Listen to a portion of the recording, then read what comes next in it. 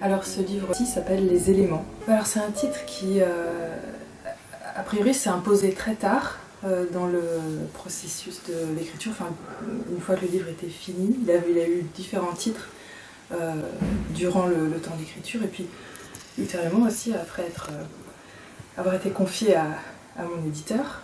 Et puis tout d'un coup ce titre-là s'est imposé comme une sorte de résolution possible. Et en fait récemment j'ai retrouvé la trace de ce titre il y a quelques années. C'est-à-dire qu'il y a quelques années ce livre portait déjà ce nom et ils s'en étaient débarrassés, il l'avait oublié. Donc il a retrouvé ce titre-là et ça m'a beaucoup surprise puisque j'avais complètement oublié. Alors c'est un titre très sobre, comme peut-être en décalage aussi avec le contenu de ce texte. En fait, récemment, je lisais un livre qui m'a beaucoup intéressée de Bertrand Ogilvy, un livre assez récent qui s'appelle Inclassable enfance, dans lequel il revient sur cette idée de l'école élémentaire et comment on inculque a priori aux enfants des éléments de base à partir desquels ils seraient susceptibles ensuite de développer des connaissances complexes, donc des éléments simples pour aller vers de la complexité. Et comment c'est une sorte de fiction, évidemment, comme si la connaissance se construisait de cette façon-là, le rapport au monde se construisait du simple au complexe. Et finalement, les éléments dont il est question dans ce livre, c'est des espèces de contre-éléments. C'est pas les éléments de la simplicité acquise et à partir desquels on va élaborer une vision complexe du monde. Peut-être c'est des petits détails apparemment discrets à partir desquels s'élabore une subjectivité. Donc peut-être par exemple c'est un pétale de tulipe sans velouté, c'est peut-être un os qu'on trouve en grattant la terre, on ne sait pas si c'est l'os d'un chien, d'un humain, c'est peut-être un fragment d'œuf d'autruche. Voilà, c'est ce genre de petits éléments qui, à partir desquels peut-être une subjectivité s'élabore et qui deviennent peut-être des obsessions dans une vie très, très précoce. Donc les éléments, c'est ça. Et puis c'est aussi les éléments, c'est aussi un rapport à la nature, mais un rapport à la nature qui oscille entre le fantastique et puis le matériel. C'est un texte qui s'inscrit dans une série finalement. Je pense que les différents livres de poésie que POL a publiés de moi appartiennent à une même série. Il y a Voguer avant, Les Vivres. Et en fait, ces textes-là partagent aussi une même temporalité d'écriture, même si j'ai pas fini ces textes au même moment. Donc il y a déjà une composition qui est à l'échelle d'un ensemble de livres. Et il y a eu certainement dans la jeunesse de ces textes des circulations, puisque chacun de ces textes est composé de parties. Il y a déjà eu des circulations, des transmutations. Donc déjà il y a une circulation entre les livres, donc c'est une première chose. Et effectivement ce livre-là il est peut-être particulièrement composé. Alors il y a un livre que j'adore chez POL, c'est le livre de Pierre Alféry qui s'appelle Divers chaos, dont j'aime énormément la composition et comment finalement sont rassemblés à l'intérieur d'une même composition des poèmes en hommage à la photographe Anna Atkins, des poèmes sur un rapport au présent immédiat, et aussi des textes de commande, des textes qu'il a pu publier dans des revues. Et ça c'est quelque chose qui travaille aussi ce livre-là. Il y a eu aussi un rapport à la commande pour certains textes, ou du moins des textes qui ont eu une vie précédemment, et une vie qui est en relation. Par exemple, il y a une séquence de ce livre qui s'appelle Assez vivant, et c'est un titre que j'emprunte totalement à une amie artiste qui s'appelle Catherine Beaugrand, et qui a élaboré une pièce à laquelle elle a donné ce titre. Et en fait, ces textes ont été écrits en travail avec elle, avec l'élaboration, vraiment dans la matière du travail, dans l'atelier avec elle, de cette pièce. Il y a aussi un texte qui m'a été commandé par Anne-Gem Chaton pour un projet qui s'appelait Journal, et c'est cette espèce de biographie très ramassée de Méliès qui dans le livre s'appelle Les actualités reconstituées. Voilà, et c'est le cas finalement pour chacun de ces textes. Il y avait toujours une espèce de point d'entrée relationnel avec quelqu'un, peut-être une attente ou aussi une adresse. Pour autant, je les considère comme appartenant à un même monde. Et pour moi, le travail, ça a été de les mettre ensemble et de voir ce qui se produisait pour essayer de comprendre aussi pourquoi, pendant ces années-là, c'était ces textes-ci que j'avais écrits. Souvent, le regard est comme ça, un peu rétroactif, une sorte de rétroéclairage sur ce qu'on a fait.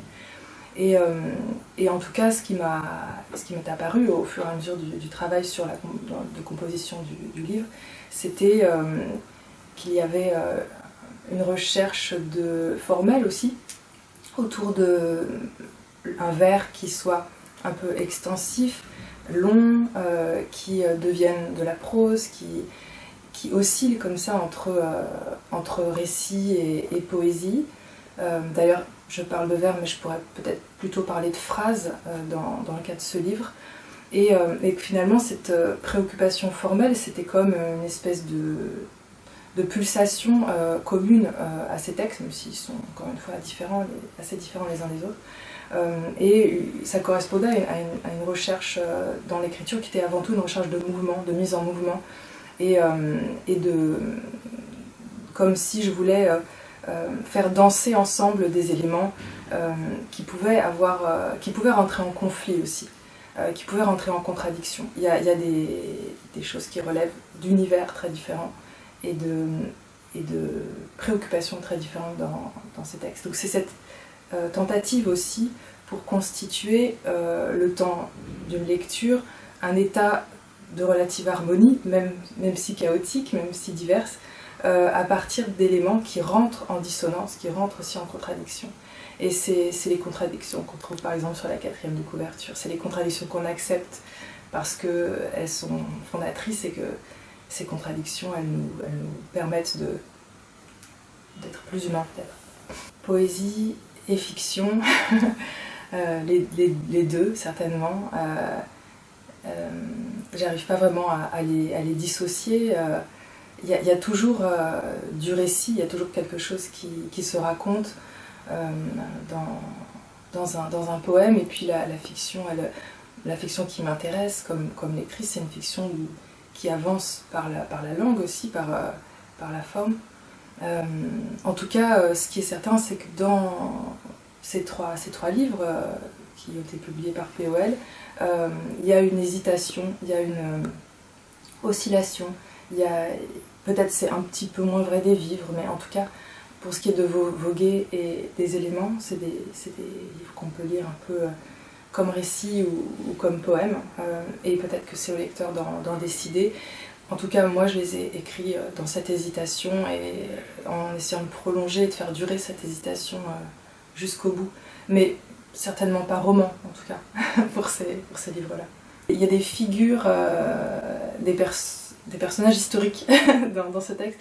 Moi, il y a un livre que j'aime beaucoup, c'est Mausolée de Heisenberger, et qui dédie comme ça une série de poèmes à des inventeurs ou à des figures historiques. Alors là, le texte est traversé par quelques figures qui sont peut-être un peu mineures. Alors Anna Atkins, effectivement, qui est cette photographe qui faisait des cyanotypes magnifiques, ces images bleues d'algues en particulier. Il y a aussi évidemment Méliès, qui est un peu dans la série des inventeurs, celui qui a été un peu ruiné, et même si bien sûr on se souvient bien de son nom aujourd'hui, mais il n'a pas construit un empire en tout cas. Il y a différentes figures de ce type-là. Alors c'est vrai que finalement le poème est pour moi un espace, ou en tout cas le livre, où il est possible de mettre des petits ex-voto, il y a toujours une partie mausolée, il y a toujours une petite bougie pour quelqu'un. Et en même temps, c'est pas une fascination pour la mort, hein, c'est plutôt comment est-ce que on peut faire la place au présent à des figures auxquelles on a envie de rendre une sorte de petit hommage, et à travers un regard qui est parfois un petit peu déplacé. C'est vrai que Anna Atkins, elle est connue pour être effectivement plus ou moins la première femme à avoir fait un livre illustré d'images, de photos, pardon. Mais elle a aussi cette particularité d'avoir ce père qui s'appelait Children et qui était traducteur de Lamarck. Alors voilà, c'est des détails, c'est comme le détail principal qui donne son nom à la première séquence. C'est des détails qui agrippent la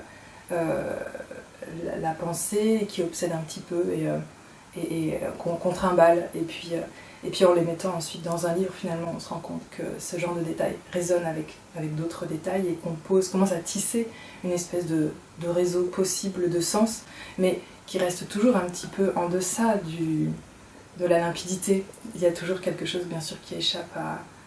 Il y a pas enfin, on est dans un clair-obscur. Et pour revenir sur le premier texte, le détail principal, peut-être il était important pour moi de commencer par celui-ci parce qu'il est un peu inaugural. C'est comme une scène primitive. C'est cette scène où l'enfant veut toucher quelque chose qui l'attire, qui est très fragile. Et en fait, le sens esthétique des très très jeunes enfants, il me semble, est immédiat. Enfin, est souvent négligé dans la façon dont on parle de la toute petite enfance. Les bébés ont un sens esthétique extrême, sont très très très sensibles à la beauté des couleurs, des sons, et en jouissent vraiment. Et il y a une attirance folle pour ça. Et en même temps, dans le cas de ce pétale de tulipe, il y a aussi un interdit qui se pose un moment sur... on ne touche pas toujours ce qui est beau.